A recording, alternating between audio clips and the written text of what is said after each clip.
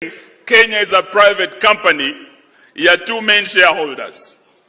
Sisi wote ni wa Kenya and we are all shareholders. Hivyo hata kwa utawala wa taifa letu.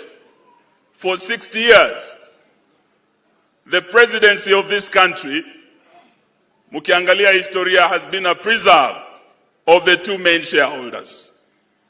Osogona alio ava mbwami bwo Museve. Kamala kengela mbwami bwo Mukalenjini. Ngamala kengela mbwami bwo Museve. Kamala kengela bwo Museve. Luno lurikako ole mulwo bwami bwo Mukalenjini.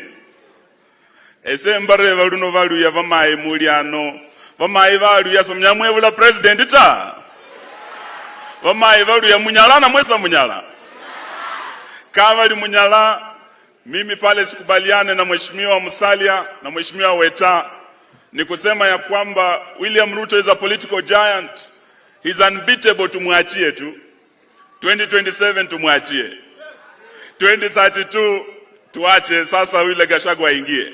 Muli tayari kulinda paka 2042? Muli tayari kulinda paka 2042? Efweka kubola kuli sisi tuko tayari. Na kama ndugu zetu Musalia na Weta wanaogopa this political giant called William Ruto, hivyo ndio ilikuwa kwa nyuma ya Yese. Wakati walisema huyu Goliathi ya mwezi Daudi toka mbele.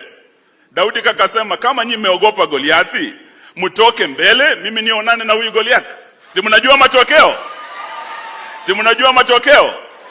Sisi tunasema ndugu zetu watutetee huko. Lakini mambo ya 2027, hiyo watuachie. Kama wameogopa this political giant called William Ruto, watoke mbele, sisi tuonane na yeye. Lakini nakubola kuli bandu befwe sa kunyala Ruto ta. Sa kuli bunyala. Omunyala sakanyala esyalo. Ewe nobola omunyala. Wanyala esyalo. Oli sanyala ta. Abo mutacho ni andi akubola ali khava marwika khava matako we khalila okawala kukano ta. Muri omuno wela balini.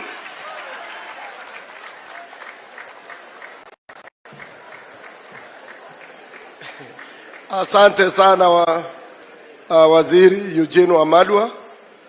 Sasa nachukua nafasi hii kumuita my grandson Waziri Ababu na Mwamba aongea, alafu akaribishe Prime Cabinet Secretary Rimuno Mwamba. Nao kwa heshima